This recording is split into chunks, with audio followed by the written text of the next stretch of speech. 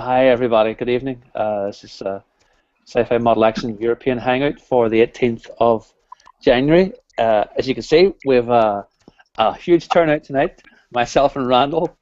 Um, at least the Northern Ireland contingency are both here so far. If Yeah, anyone wants to join in as the Hangout goes on, we'll chat for a little while here, but if we don't get a few more faces or a few more bums and seats, I don't think there's much point in continuing. But we'll give it a go. they can join the SFMA hangout.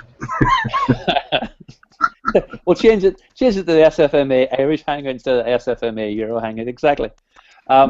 Just the usual thing. You want to start off saying the usual thing about thanks to Boyd Crumpton for allowing us to have the SFMA Euro Hangouts each week under the Sci-Fi Model Action forum name.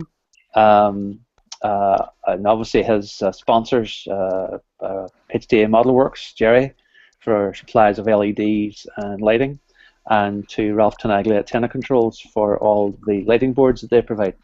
Just one word to say about Ralph, in case some of you may know, some of you not know.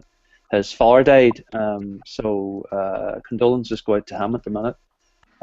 I hope everything with the family gets sorted out okay, and sorry to hear about anyone having a bereavement. But to move on to other things, but if I suggested last week if anyone had any questions relating to things to discuss tonight at the Hangout. I was snowed under by questions and people talking about what they wanted. In other words, no one asked a question. So if Randall and I just maybe discuss a few things in the meantime just to see how it goes. And as I say, you're welcome to join in. Anyone's welcome to join in at any time during the Hangout. We'll let it run for a little while and see how. I'll start Randall tonight since sort of I'm the host and just pass a bit of time here. I'm still finishing off. I was doing an aircraft build just as a departure from my normal sci-fi, and I'm getting a Messerschmitt 148 scale MU109. I've been using a new airbrush and having some issues with a little bit of paint spatter, which I think is down to too low a pressure. But you know, it's getting there. It's just had a first coat of paint and lots more to do to it. But nice, very old kit, really 1970s kit, but it actually builds remarkably well. And but then once this is done, I'll go back to my sci-fi roots, and I still have the Star Destroyer. Just one second. Okay. I didn't put my earphones back in. I haven't got a ton done on it since, but because between Christmas and New Year's and everything else, and say doing that. Interesting things about it. The original plan was to basically do all of the optical fiber with LEDs and little aluminium channels to put sort of groups of 50 fibers into. But I've been trying a few things, and what I may be able to get away with is just cutting the fibers short and putting an LED just in an enclosed space. It seems to work, not so much for the body of the ship, but for the tower section, which is so roughly up here somewhere. You get the tower of the conning tower of the Star Destroyer. That's where you get sort of like an ambient light. Yeah, hopefully. it's a requirement because I have so many fibers. I can't physically close the tower. Yeah. I've ended up. I was trying to sort of really go OTT over the top with the amount of lighting. There's over 600 fibers in the thing. And the side panels have no problem with. Hold on, I should have left this somewhere a bit more accessible. The side panels. Grab one. The side panels, which are really, you know, there's lighting all the way along. Those it's all 0.5 millimeter.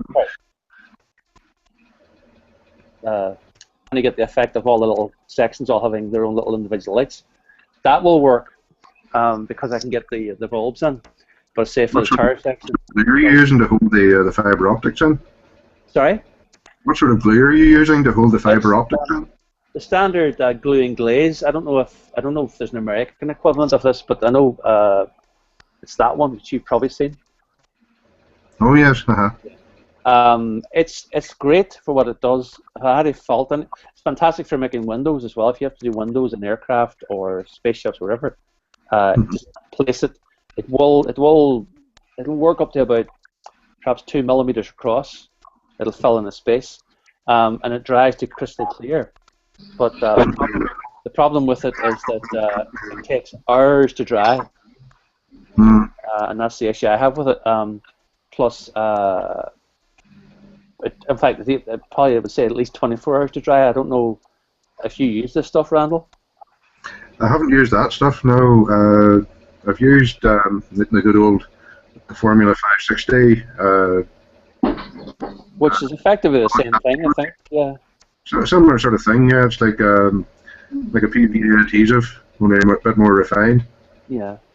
Well, that stuff works excellently with the optical fiber. It doesn't attack it or affect it in any way. It doesn't make it brittle, or it's just, and it's enough to hold it in place. And once it does set, I mean, I don't know. I'll try and show you the inside surface. Once it does set, and this probably won't show up. It's not showing up, but it's completely clear. You don't have a residue or anything like that. So if I've must out, and again, I think I have must have.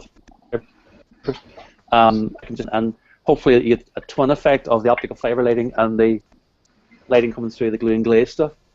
But that's what I'm doing at the minute. Now, again, if I get the aircraft finished, I get that finished, and then I'll be starting the Enterprise build in the 1st of February, or early February, one of the two. I'm looking forward to doing that, just as something different. And I probably will end up filling in the Aztecs using the old, if not Humbrol filler, something else. But I know it's going to take a lot of filler. But the more videos I watch, the more articles I read about that ship, that I think it's the only way to go, because it just does not look right when you see it any other way. With holding up something. Sorry, you broke up? Sorry, Dean's holding up perfect plastic putty there. Oh, it's funny, it's not. Oh, right, okay. Welcome to the Hangout. Yeah. Hi, Dean. Well, I was going to... Busy here tonight. Oh, it's terrible. It's just it's like rush hour in London. It's just shocking. No, I do have that stuff as well. Ah, yes. I do. Now, it's just the amount of filling I'm going to have to do on that ship. And it's because of all the filling to be done, and then sanding, and probably refilling and resanding. It just take a hell of a lot of filler. Now, whether I go for something completely different, just go for a Kerr body filler or something, because of the volume we're going to need. Enterprise with the textured panels on. Yeah, I have it here. Hold on a second. Again, I had one of them years ago. I sold it. It's not a bad kit. It ain't a perfect. It's nowhere near a perfect kit. That's for sure. And it is quite an old model. Hold on, just grab it. And again, it's how well this shows up on. You probably can see, as well as the normal panel lines, which are these ones, as well as the normal panel lines. You have an effect of, can you see it there, sort of at this back. It's almost like the brickwork that you see put up on houses. Yeah, exactly. See, it. Crazy paving sort of thing. Hold on, try and get this camera a bit better oriented. There you go. It there now. You see sort of between each of the radial lines, you have all the additional. Why they did it? I mean, they ruined the model basically, because once that was done, that was done permanently, because it was made the mold had those permanently etched into them. But I know Kenny Conklin, for example. I've seen Kenny did one where he filled everything and bar the lines that you expect. You don't mind the radial lines or the circular lines, but it's all the other stuff that just ruins the thing. And it's bad enough that it's on the saucer. It's also on the nacelles and on the pylons, everything else, and on the engineering hull. So it's going to be a lot of filling, but and the cell because there's lots of wee nooks and crannies to get into. Yep, it is. It's much worse probably on the nacelles. You're right, Randall. Sorry, Dean, you said something. The one I had, like I said, I sanded the saucer down, top and bottom, and the body, and then I gave up and just stuck it in the attic. Yeah. Some people have taken that approach. Some people are starting from where it is. but the approach I've seen where you fill in the major stuff first, and then as you sand it, the main radial lines and the circular lines tend to stay. It's just, it does take a lot of work to smooth it out. I mean, the smoothie, as it's called, the original version, which was available in the UK as a Matchbox kit, and which came out in the States obviously as an AMT kit, I think. It goes for crazy money now because that's the one people want. There's any amount of aftermarket parts for it, but I'm not going there. I'm just going to try and build it as it is, out of the box. Problem being that all the parts are all available from the States, and we're back to the issue of cost again. But that'll be my first refit build, effectively. I've done the TOS Enterprise in the same sort of scale refit build. But I know Bill's biting the bullet shortly as well and doing a large-scale enterprise. So, you want to say something about it, or are you going to keep stum until February? To me? Yes. Oh, sorry. Well, Randall in the room. No. Actually, the sound went funny there when you were obviously when you were saying the name. But no, my little entry will be this one here, the TOS 350. I've had the thing practically since it came out, and it arrived, I think, about 2 years ago now, and I said, right, guess what I'd be doing in 2013? Well, that's come and gone. 2014's gone past. It's now 2015, so I'm going to have to do something with it. The biggest problem will probably be the filling in the panel lines. Same issue. Why they went that way? It just doesn't, you know. Yeah. And the company that did it, I mean, it was meant to be a work of what's the right word? They were trying to do panel lines, and it's just. I think they were. I read somewhere that the. Sorry, I just dropped something here. I read somewhere that the when they did the molds originally, the panel line etching was actually worse than what it was when they finally released the kit. It was almost like the Revell 1/500 scale one. Yeah, that's an R kit, which is an excellent kit, but again, same issue. They put these crazy panel lines on it, which aren't on the original. So why do it? It just seems... It's all the fault of whoever did the first what do you call it? They improved that, of the original filming miniature in the Smithsonian. In the Smithsonian, they ruined it. Yeah. And this almost like a cobweb of panel lines that were especially noticeable on the underside of the saucer. And then along comes Polar Lights and thinks, oh, everybody has to have them. But the Revell one, the panel lines in it are shockingly deep. They're almost like the old Matchbox trenches. Yeah, I have one of those as well. It's like in the press here, bringing it and show it to you, but it's the same thing. You know, do you just go with it and try and do a good paint job, or do you try and fill it in? And there's variations on the 350 one as well. Some people do, some people don't. Are you going to fill it in then? I'm going to have a go at it anyway. I can't see myself doing any harm by doing it. The only tricky part will be on the underside, where there's a lot more going on with the circular. Almost a case of trying to just do the radial lines, not the circular lines. Yeah. And then the triangular pieces here on the underside. I think they were supposed to be landing doors or whatever. They're etched about the same depth as the radial panel lines that they put in, so it could be a bit tricky there. But nothing. I don't know. It's nothing beyond normal modelling skills, filling and sanding and rescribing where I need to. Yeah.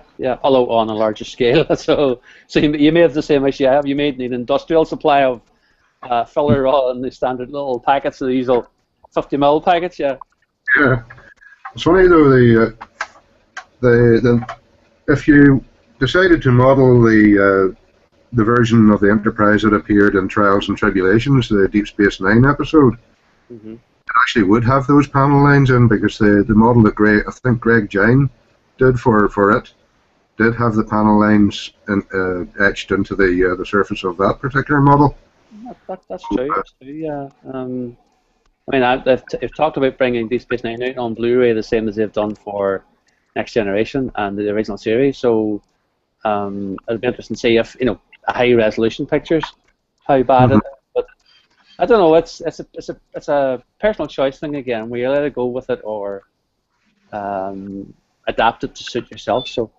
I think Boyd, he didn't fill in his panel lines. He just went with them, didn't he? He did, yeah, I believe so. And it's not, you can use it. Maybe you can use a high volume filler, or sorry, high volume primer to try and fill in some of the stuff that smooths it out a little bit. But then the danger is when you lose some of the other detail. You can get in car accessory shops. Yeah, Might be the way to go. What about you, Dean? I know you have a refit that you have been working on, but you're not doing anything for the Enterprise build that's coming up now, starting the 1st of February. John Petrie's running. No, I haven't got time, to be honest. I mean, I'm doing this Bird of Prey, and I've got I want to get it finished so I can use the money for an holiday.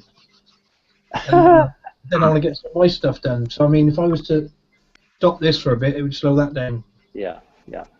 And I mean, the only thing I could do is Star Trek stuff, innit? And I don't. If I was going to do anything in Star Trek, I'd want to take me time. I couldn't rush it, and I'm not a fast builder anyway, Oh, you're a lot quicker than I am, so.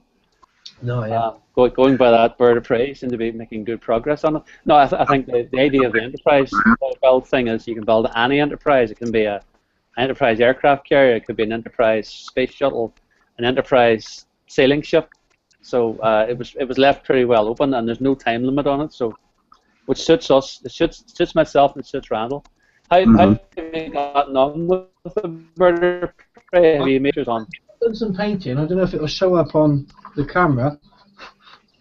Let me see. If I'll put the camera on it and see if it shows up. It might not.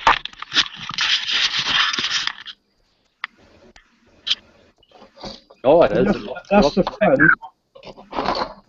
I mean, you can see the bit of rust I had to put on it. That's how he wanted it. He wanted it beat up. Which is the only way to do a Bird of Prey. It has to be like that, yeah. And that goes underneath the cabin. I mean, there's plenty of rust on that thing, but I nearly had to restart it. Is it coming up all right on the camera? Yeah. Yep, you can see it. When you hold it steady, it's even better. Oh, it's perfect, yeah. Yeah, the bloke I'm doing it for, he messaged me last night, and he nearly wanted it redone because the greens are not light enough, he reckons.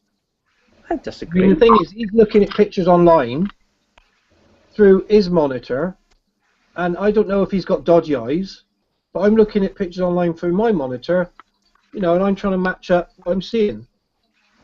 Well, if we take a vote, Randall, would you vote yes or no? I would go with what Dean has there. It looks perfect.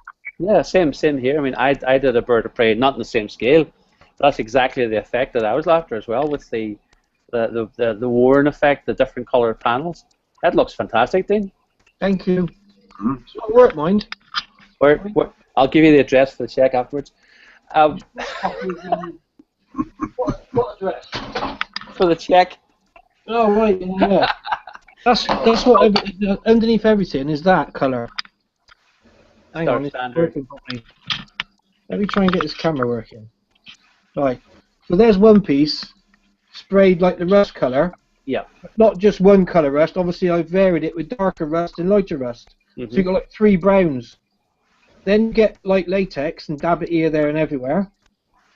Spray the greens on, and then when you peel the latex off from underneath the paint, it actually comes off realistically like it's peeling paint. Yeah, you haven't tried the hairspray technique?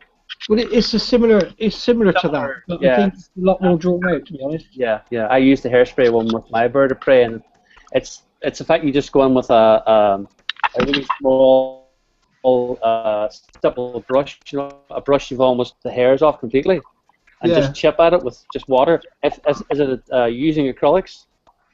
This is acrylics, yeah. Yeah, well, it works perfectly, so... All I've done, I remember, the thing is, it's remembering where I put the latex. So all I did, I just start rubbing on the panel I've just painted, obviously once it's gone off, and then it starts to peel back, and there you go, put it off, done. That's the beauty of the hairspray technique. Basically, you don't have to remember. You spray the whole thing with the hairspray. Yeah.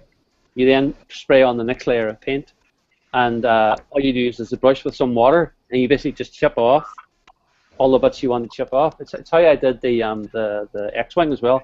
Exactly the same technique to do the damaged paint effects on the X-Wing, the stripes and the different colours. And there's the salt technique in there, which is pretty similar. Salt techniques and all are similar, yeah. I found the hairspray very quick. You could do it same night. You wouldn't have to wait for something to dry for hours or something. Yeah. But that's all choices. So your top coat, your finished paint then, is lying on hairspray, and that hairspray is what is keeping it stuck to the model. Yes, but then you give a final matte coat, seal everything. Oh right, yeah. Once you've done, you just seal it all. Once you're finished, and the thing about the hairspray coat as well is that you put down the rust coat. Then, if you want, you can seal that with a matte coat, a matte clear. Oh yeah. And put it on the hairspray. When you remove the paint, it's only removing the paint and hairspray. It's not removing your bottom layer, so the rust can't be. Well, I've done it a few times on here. I accidentally poured or scraped a bit too hard and went through to the resin. Which is probably not going to be that. It's going to look up. It'll appear to be just again wear and tear, I think. Well, the bits of resin that got exposed, I just put a little dab of silver on there, so it's gone right through. It looked like it's gone right through, rather than just a rust layer, I think the more damaged it looks, the better. Well, look, that's the thing about the bird of prey as well. So. Yeah, I mean, I showed the chap, like I said, he was going to get me to restart it, and he said, "I'll pay you extra." He said, "I'll pay for the paints you've wasted, because I mean, so far I've bought 4 tins of the same colour just to do it all colour." And he said, "I'll pay you for them, and I'll pay you some extra money, because you basically got to strip all that off and do it again." And I said to him, "It's not the fact that you're giving me extra money; it's the amount of work I've put into it so far. And also, I think it's right. I know it's not my model, but I've been painting stuff like this for years." Yeah. So I sent him a picture of, it was that piece, and I put it on the chair, and I took a picture with the flash off, and I took a picture with the flash on, and it didn't move between shots. And I sent him them, and I said, "Flick between the 2 pictures." And he texted back and said, "It's perfect in the second picture. That's what I'm looking for." And I said, "See? Do you know what I mean?" Yeah. You really have me stripping it all off. It's all to do with what you can see. And certainly, I mean, if you were showing it to someone on Skype or something, you have to be very careful and keep a still image. Yeah. And not move anything, and then it'll build up to the point where the quality should be sufficient to be able to judge it. But no, that looks excellent. He said, "I got in touch with a Star Trek guru on one of the forums I'm on, and he seems to think it should be a bit paler." I'm thinking, well, whose model is it? It's a wide variety. I mean, you've got I think I used 6 different greens on it. Yeah, I've got about that in there. Even some blue thrown in. Geometry green you have, sort of thing, just for the one model. Yeah, and most of them were German World War II aircraft greens. You get dark green and light dark green and all the different names. Camouflage green and olive drab green. There's just all these different greens that Vallejo do. And Vallejo have a bigger range of greens than say Tamiya have. But it was quite depressing when he messaged me and said that. I thought, well, I'm putting it away and I'm getting on with my Batmobile now, sod you. Well, it's turned out. I mean, I think if you'd had 10 people on here and you'd asked them, I would be very surprised if any of them had said, "No, it's the wrong colour." I think it looks spot on. Yeah. Thanks. Well, hopefully I'll be able to just press on with it now and get it done, like I said, because I got other stuff to do.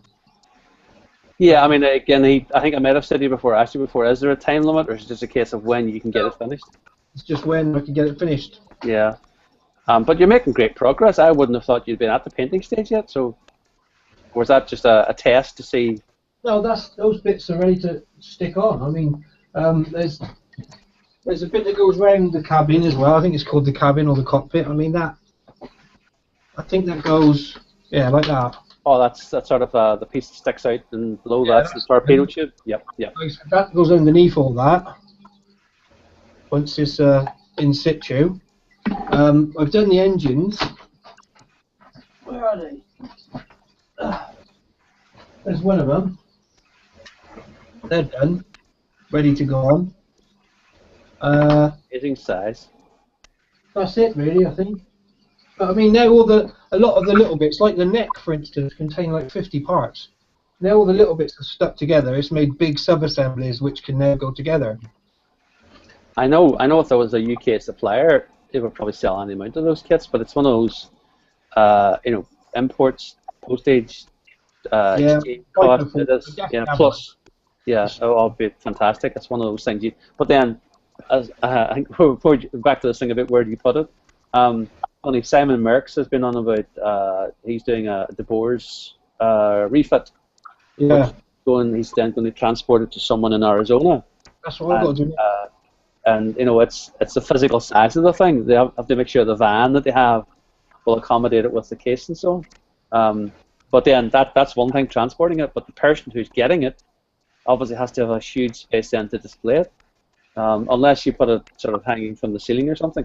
I remember going to the experience of Star Trek experience in Vegas, where all of their models were all suspended from the ceiling. But you're talking 20-foot long Enterprises and things like that. It's the only way to do it. So, yeah. But we can all dream. When we win the lotto and get the house with the museum section or whatever it might be, we can do all this sort of stuff, and then employ people like yourself, Dean, to build them. Well, I said to my missus, I do want one. I didn't at first because it's like an astronomical price. It's like $2,000. But then looking at how big it is and how accurate it is, I'm thinking I do want one. And if I could ever save up, that'd be fair enough. But what would kill the deal for me is the amount of postage you got to pay, and then you pay the postage, but then you'll get stung with import tax as well. Yeah. Yeah. If I lived in America, if I lived there, I'd probably just go to the bloke's house and buy one. You know what I mean? I'm surprised Boyd hasn't done more resin kits of that scale, but I know they can be variable at best sometimes in quality. So. Well, you saw, for instance, that big Batmobile I had. With the. You do the wheels on that big Batmobile, didn't I? Look it up. Yeah, just silly. I got one today for that as well. I'll show you. Hold on. Can you see? Let me see where that camera is. Yeah. Can you see the middle of the wheel? Yeah. A vague bat symbol. Yeah. Well, it's like I was going to have to cut those out of sheet plastic and then try and cast them. But I know someone that does 3D printing. So I was a bit of a lazy pig. And he done these for me. Oh, spot on, yeah. And they. The other thing you might have gotten cufflinks. The right yeah, side. I've looked at some. My daughter got some earrings as well with it on, but it's not it's not exactly right. I can ask him and get it exactly as I want it. That's spot on, yeah. Oh, the 3D printing is just. Everyone's doing it nowadays. Well, once the tires are sorted, I just stick them on. Job done. You wouldn't go for you wouldn't get tires, for example, if it's that radio control vehicles. It wouldn't be the right size. Well, that's the thing. The tires that was on the actual car were oversized for that tire, for that car. So they wasn't. I couldn't say I need 1/8 scale tires because they used oversized ones on the model. You know, they didn't belong on that size car anyway. So I basically got to go into a shop and say, "Got any tires like that?" And then they just look at you like you got 3 heads. Well, what car is it off? You know, obviously a Batmobile, and they go, "We don't do them." Because what they say, they don't do Batmobile wheels, or they don't do any that fit that, or they can't bother to look. You know what I mean? Are you going to manufacture them from scratch then, out of like wood or something, or? No, I'm gonna have to do it myself. I'm not looking forward to it though. I've put some requests onto a few forums about how to do it and how, where to go about it. And a lot of people just say, get some wax, lay it out flat, get it nice and smooth, and then carve the tread in there. I mean, even that's going to be a job. carve the thread in there, get it all symmetrical, and then wrap that round this, and then mould it. So then you can get all the hell of a lot of work, yeah. Again, sort of thing, if someone had a 3D printer, they could print something that size for you. Print it. Well, yeah. Excuse me a couple of seconds. I've just had an argument with some super glue here. I'll be back in a tick. Okay, Randall. What's he done? Is that an incident with some super glue? Oh, an incident. I remember once I dropped some on the desk, and you know sometimes if you drop it, it comes at the top. Yeah. It got me right there.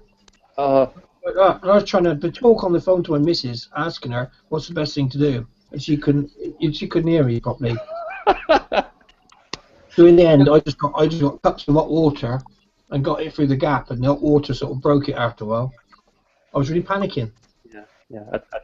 It does. It happens all the time. Where I work at locally, the accident and emergency department, they have frequent visitors of people having incidents with superglue. Dangerous stuff. I think there is a release agent, but I can't remember what it's called now. Is that where you work? An accident and emergency? A&E? Oh no, I work in the hospital, but I'm a medical photographer, so I sometimes have to visit A&E to photograph people who've done silly things. What are you taking photographs of? Some interesting stuff. And some stuff you'd rather not. Things I can't discuss in a live broadcast. Yeah, I get you. Are we sorted, Randall? We're not stuck to the table or anything, though. No. Just modeling hint and tip for the day is if you use something to put a puddle of super glue on, don't then lean on it. Oh, yeah, I've done that. Or your elbow will be permanently stuck to the desk. Yes. On my case, it was. No, I'm very wary of super glue. Too dangerous. I don't know what you use, Dean, for your general. I mean, of resin. Presumably, that's all you can use. Or This is what I usually use if I need a little deposit of glue on something. Just tops of aerosols. Just put them on the desk. A little bit of super glue reservoir to dip your bits in. Yeah. Okay? And disposable. And if you lean on it, it's a bit high, so you know you're leaning on it.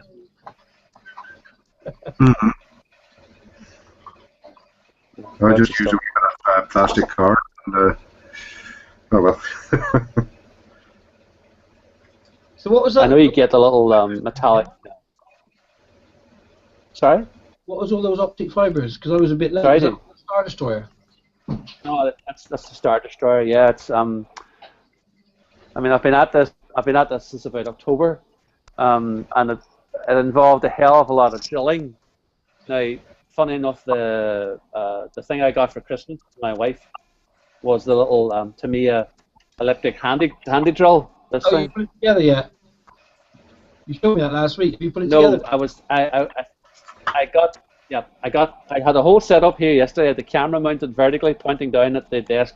I was going to make my first YouTube video about a review and an assembly, and then part of the mechanics of the thing is there's a little on the side of the unit. There's a release which lets you lock the Chuck. The chuck. Yes, of course.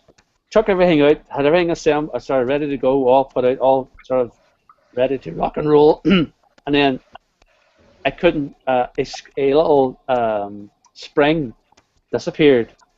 I spent an hour then searching the desk, searching the floor, searching my pockets, searching my shoes, searching everywhere to see if I could find it. Got really frustrated, couldn't find it, gave up. Sat last night thinking all night long, where could it be, what have I done? Checked the box, I checked the packets, I checked everything. Came out here this morning again, spent an hour thinking, oh, in daylight I'll see where it is. No, I searched everywhere again, opened the rubbish bag, looked at the rubbish box again, checked another box. No, and I ended up, I gave up.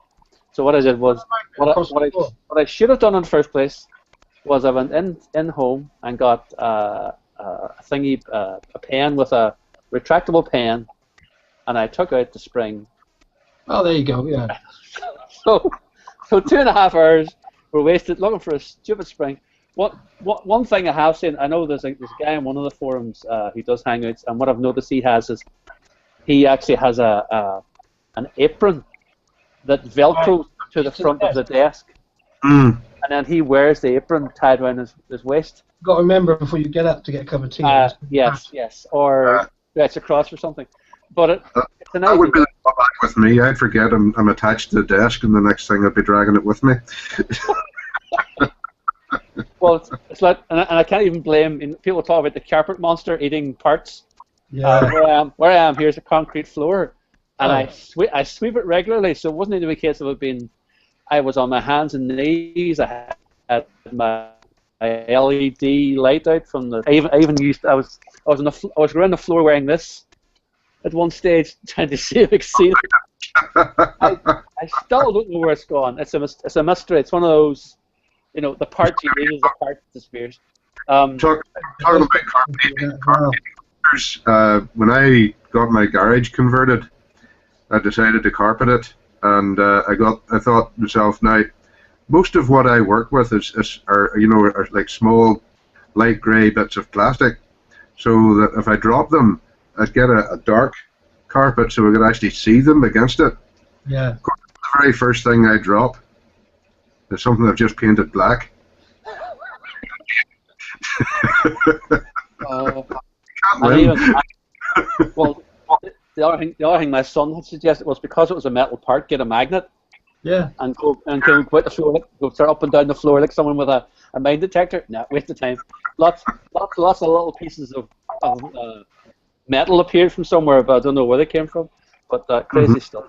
But it's just an example of put all your parts in. I mean, we get a lot of Chinese takeaways away the packets that the Chinese comes in.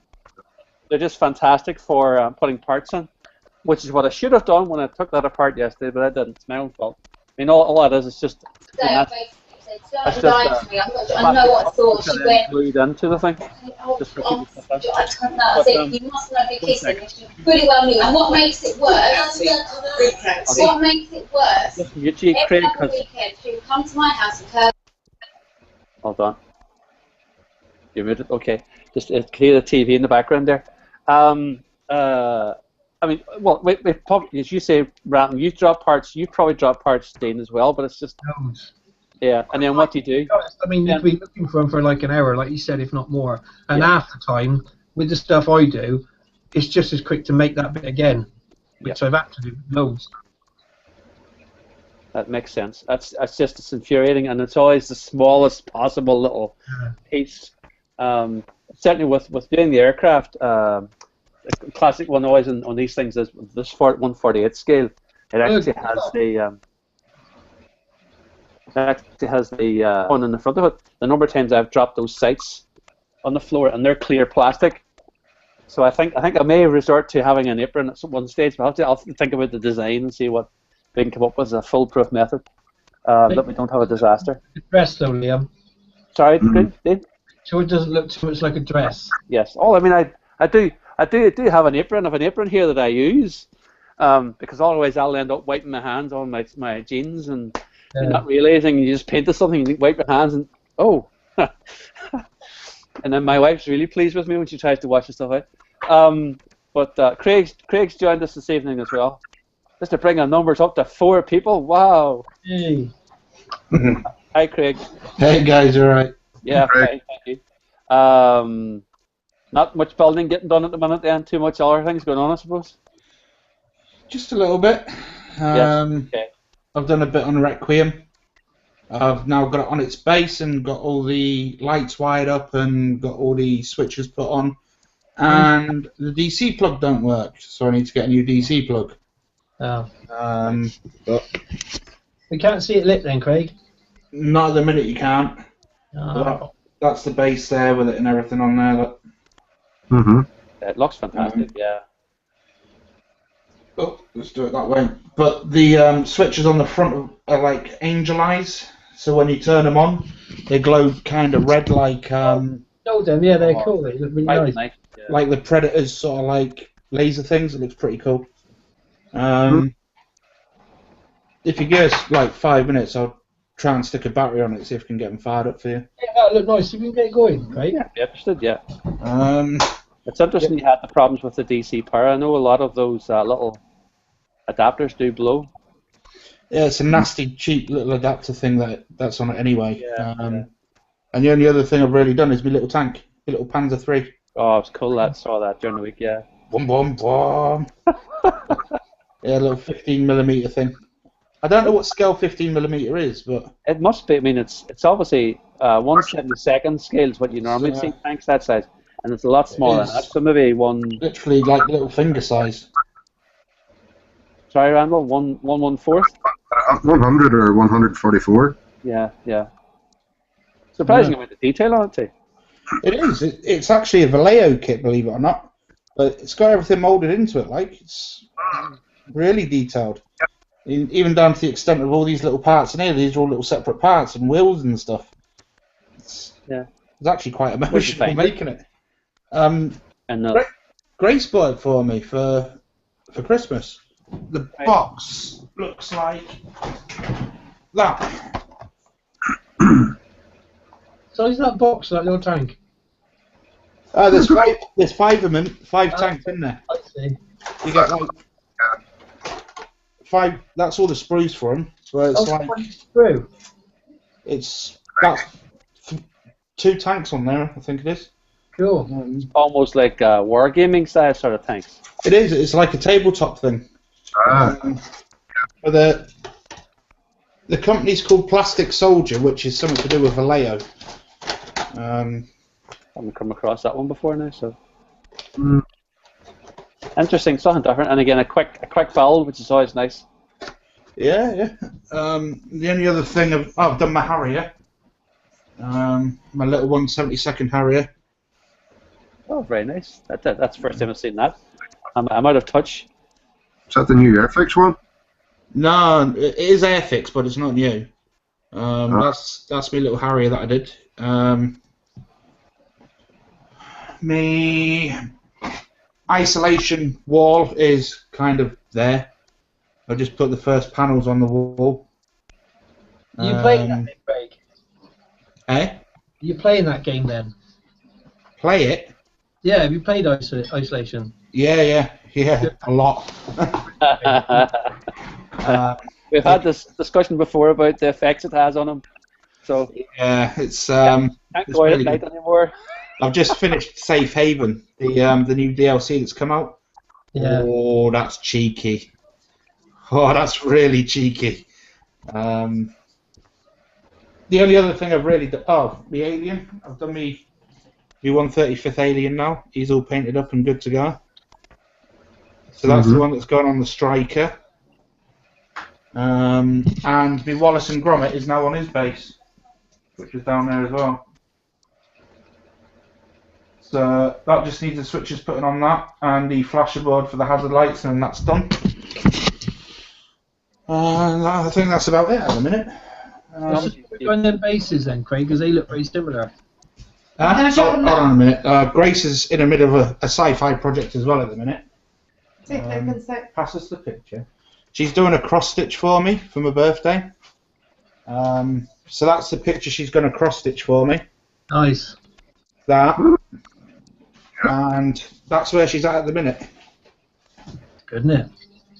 So that's actually cross stitch. It's all threads and stuff. Is it another name for embroidery? Yeah, it's kind of embroidery, yeah.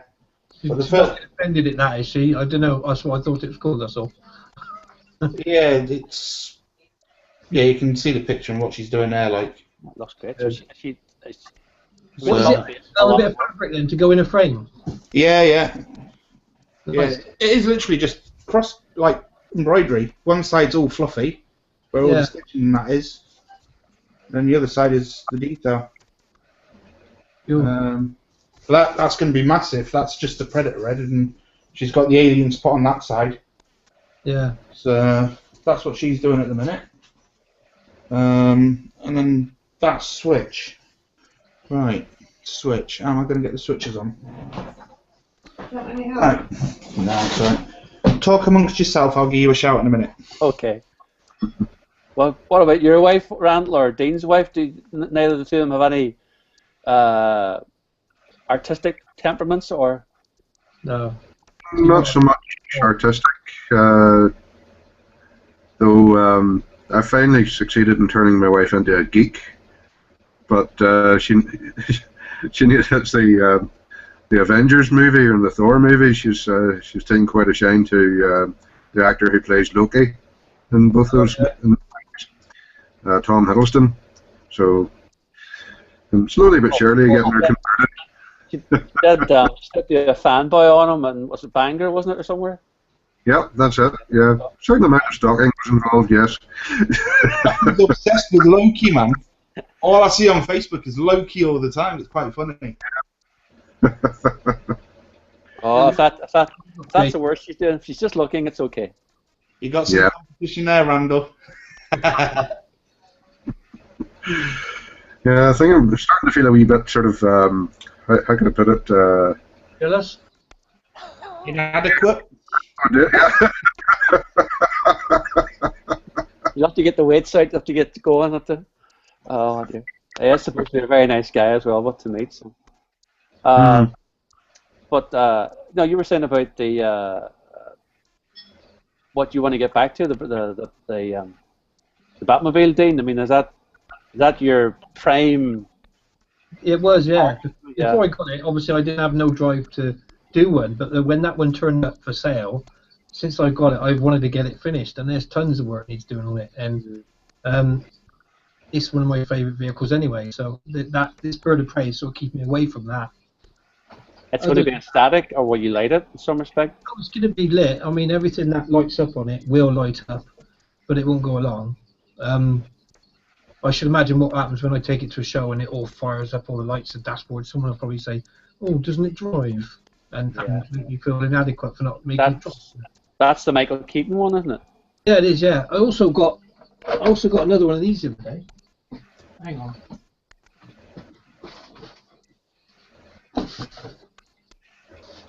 Oh, the big X-wing. Yep. Yes, at two, didn't I? £19. At two. Yeah. Well, the same. The Hasbro Millennium Falcon has come down to £22 now in Argos in clearance. Yeah. I might get one of them. Yeah. A lot of the guys in the States are getting them for $10 in Walmart because they're just trying to get rid of them. I think they were producing such volume that they want to clear the shelves. And it is, it's if you're prepared to put the time in, it will build into an amazing model. Will you try and do wings, or will you just leave it the way it is with the static wing? Definitely. I mean, that's one thing I'm sort of looking forward to doing them actually, because it's a lot of angles that you could just measure and do. You know what I mean? Rather than thinking, well, how much of a curve do I need, or how sudden does that bend have to be? It's like loads of angles. So map it all out, straight line here, straight line there. So I'm going to do wings properly, so internal, so they open and all. Yeah. And it's I think again, someone on the RPF's been doing one, so yeah, be nice. Yeah, I mean, I was tempted with that one, but I've got enough with the Hasbro with the Millennium Falcon on that. I'll stick the next X-wing I do will probably be the I got the Bandai one. I got one for Christmas. Yes. For less than £20 delivered from Japan. I was going to say, they're amazing prices, those Bandai kits. And it's under the customs duty as well. It doesn't get any customs charges because it's just below the £15. And amazing little kit. Yeah, I think I'm about 50% done on mine. I've got those switches working if you want to see them. Okay, great. I'll turn the lights out. Right. Hold on. It's not often I get on my knees for you lot. There's the diode there. Oh, smart. It's got like the Angel Eye LEDs on. That's great. That's all battery powered, is it, Craig? It is now. It's not supposed to be. But it lights up fair enough on a battery. So yeah, that's the Angel Eyes on there. One's for the street lights. That one. And the other one's obviously the headlights. Yeah. But yeah, so we've got, if I can get me camera angle right, that sort of thing going on. Just want to blow a bit of fag smoke in there. Done. Hold on. Get the machines that do You know, the little water fountain things that produce the steam effect. I wonder if one of those could be adapted to it. Is there something that railroad modelers use for steam trains? Oh, there. Craig's doing it now. He's doing it for us. Look at that. Do it again, Craig. Puff. Yeah. Can you see that? Yeah. Oh, that's excellent. Yeah. It actually almost looked like the pouring rain effect, and Yeah. If it was framed right and you seen that, it would look good. Well, it looks good anyway. You know what I mean? Yeah. That looks spot on. That's a nice diorama. You should definitely. I mean, it's the kind of thing you should enter into a competition if you had something nearby. But I don't know. Are there any events near Hull? Not that I know of. They probably do take place. Just being aware of them. I put a thing on the Google Plus pages this week saying about the model shop directory, which lists all the model shops in the UK. You know, it covers everything. Covers aircraft, trains, planes, automobiles. But one thing they do as well is they have a list of events. Now, a lot of them are IPMS events, but they will quite often have a scale or a sci-fi section. So you should definitely enter into something. Mm-hmm. The bit I like the most about that really is the flickering street light. I don't know why out of all of it, but I like the orange street light that's flickering. It's just a sad. It's the little touches that add the effects that make the difference to the model. Yeah.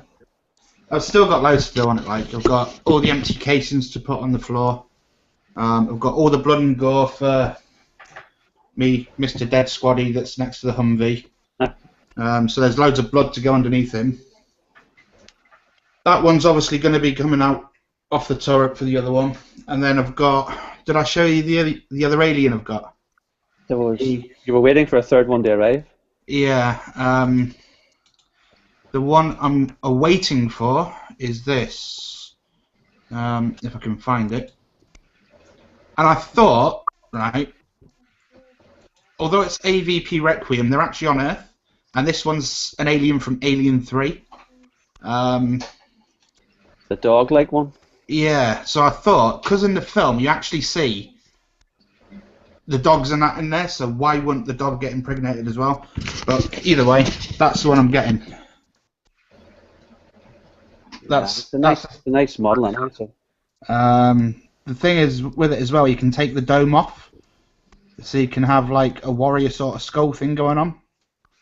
But he's the one that's going next to the soldier by the Humvee. That's the one that's eating him through the window.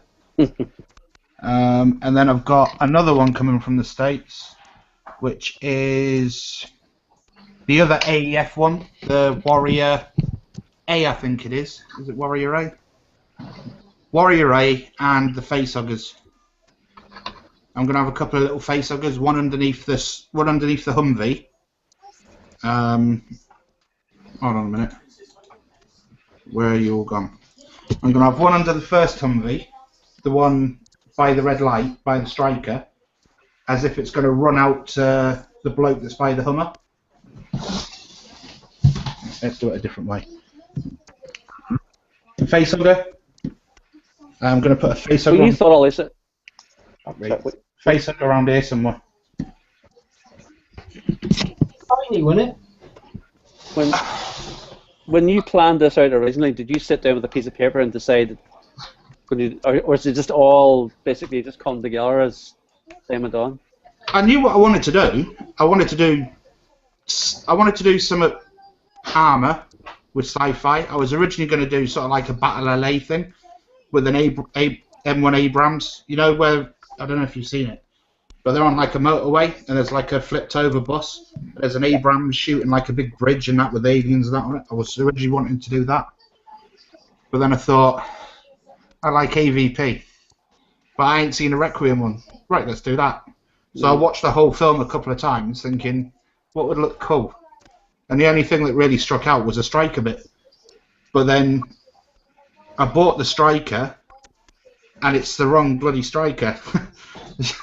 So, well, I mean, that's... It isn't, but it is. Yeah. Because when they filmed it in Canada, and they used the Canadian armoured personnel carrier, which is actually a Renault.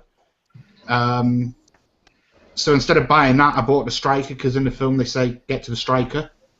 Not get to the chopper. Yeah, that was Predator.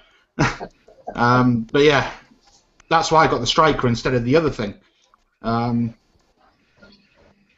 So it's not strictly canon, but it'll do. But the only thing that's missing off of that is the deuce and a half that sits behind the Striker. But that was just going to make it massive. I just couldn't be doing with it. But then when I was watching it, I thought, well, let's not just do the whole thing properly. So that street is the street it was filmed on in Canada as well. What's on that diorama? It's an exact. I copied it off of Google Earth or Google Street View or whatever. So it is an exact copy of where I was filmed in Canada for the film, for the scene that was actually in. It gets my vote, so. Same here. Did you get any of these little? I don't know if where they're from actually, Craig, but they're little figures, alien figures. I'm trying to read the name on the bottom of them. I got them myself. These things, little collectibles. Did you ever see them online? Are they the NECA ones? I don't know. It didn't say anything on the bottom. 20th Century Fox Film Corporation. That's it. But I got these two and the one at the first Alien. So you got Alien 3, Aliens, and Alien. But they're quite good little things, aren't they? Yeah. It looks like the Konami ones or the NECA ones, to be honest. That name rings a bell. It might be Konami if that's how you say it. Yeah. Konami. Hmm. Because they're a little bit bigger than the ones I've got. So they're no good then. They're not not the scale for that. That's 1/35th. The only people that made these were AEF Designs. Yeah, they're ancient, aren't they? Yeah, these are like rockin' horse poo. These now. These are like £7 each, I think. Is that? These are 30 quid each for one of these. But that's just purely because how rare it was. No one does them anymore, and the only one that I could come across was that Alien 3 one, that dog thing. That's 6 centimeters as well. I think is it 6 centimeters? I think it's 6 centimeters tall, which is about 35th scale. But yeah, those ones I was originally looking at, but I think they're a little bit bigger than what I need. Yeah. Well, they fill your hand up, so I think they are quite big, aren't they? Yeah. Same that. Mine literally is that's tiny. Yeah, I get you. Yes. But I've got one other project I want to do as well, which isn't a sci-fi one. I've just watched Fury, and I want to do like a Sherman. I want to do the Sherman and the Tiger scene out of the film Fury. Likewise. And, I bought the kit for that same reason. Yeah. What kit did you get? Well, I went for the Tiger one. I got the Academy kit because it's very reasonably priced.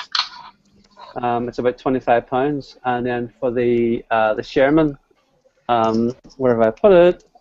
Hold on, I shouldn't put things down. I put them away. If you've got the kit that I'm after, me and you's going to fall out because I can't get one for the money.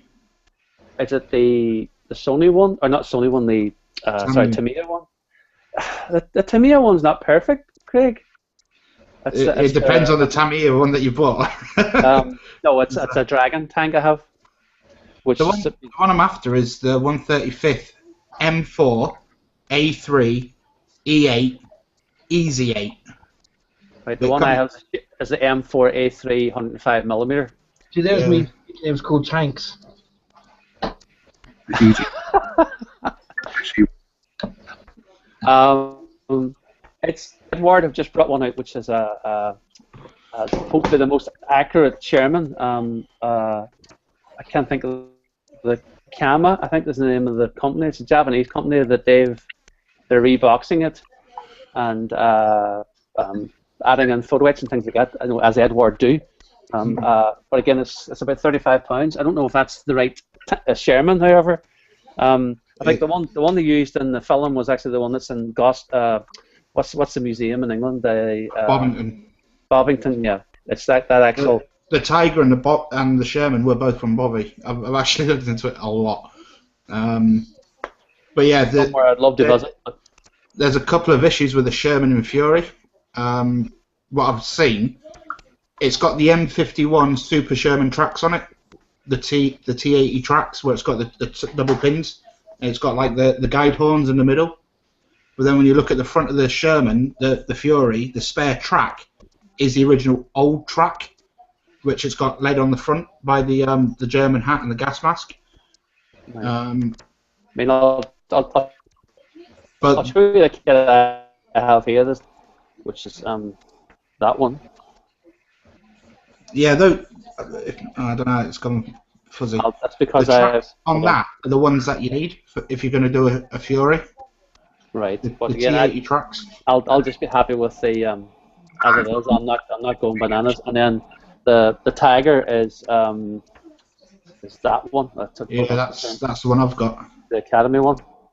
Without the interior, because the interior, it's one of those things about they build tanks with interiors, and I wonder why, because you're not going to see it really, but depends what you do with it. Well, mine's the early production Tiger from Tamiya.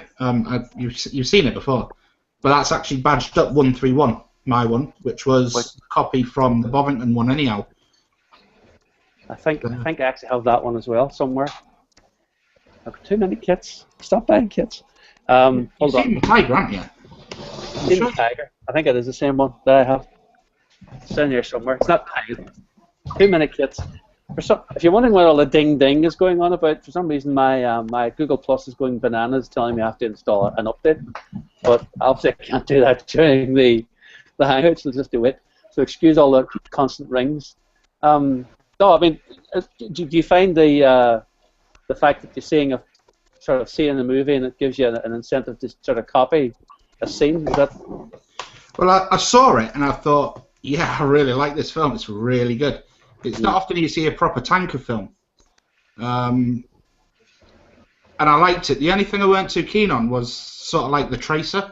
It was a little lightsaber-ish, but it does actually look like that in real life as well. That was the only thing I didn't like, but there's my 131 all ready to go. Because I've got that already done, I thought, let's do a Fury and do the Tiger scene with the Shermans coming across, and have Fury coming across or coming next to it as if it's going to shoot in the back end, like it did in the film. The turret and everything still moves. Yeah, I've spoken to the guy who runs the model shop closest to us in Belfast. I spoke to him about it, and for some reason, Tamiya cancelled the model when the film came out. It just seems crazy to, they could have sold tons of them, but they discontinued the model. No, they've got the E8, which is the Easy 8. Hold on, I've got a couple shared, ready to go. But they're so damn expensive. 37 quid it is. But that's the one you're after there to do Fury. Yeah. That is the tank, but it's got the different tracks on it. You see, you need the T80 tracks. I don't know if it's got a bigger picture now. It needs the tracks that yours has got to be stuck on that. That is Fury. That one. Right. Yeah. It just seems crazy that they didn't keep it in production. An A2, and that's the track that you need to do the spare track on the front of it. Like this padded one here. I don't know if you can see that any good. It's the kind of thing you might find it somewhere, just walk into a model shop and it could be on the shelf, but otherwise you'll pay a premium for it if anyone knows the value of it. Yeah. There's plenty of A1s and A2s. They're just very few A3 E8s. Right. But yeah, that's the only project I really want to do, and then that'll be me done for a long while. If I think I may have to close down here because I don't know if you're hearing it. This ding constantly here. That the app's just not an upgrade, and it's warning me that it's going to cut off and do an automatic upgrade if I don't finish off what I'm doing. Well, I'll finish off now. We're supposed to run to 8:30, but just to say a few things. thanks guys for joining in tonight. I know the turnout again hasn't been fantastic, and keep asking questions as to why, but you know, the open invitation's there every week. If anyone wants to join us, they're more than welcome. And I think the subject matter tonight, we've chatted about a few interesting things anyway, and not all sci-fi, which I think most of us build over and above sci-fi stuff anyway. So, but yeah, we'll progress with it for the next few weeks and see how things go. But say thanks to Craig, my co-host. Thanks to Dean for joining us tonight, and thanks to Randall for being here. And same time, same channel next week. Hopefully, see a better turnout. Thanks, guys. Good night. Good night. Just stop the.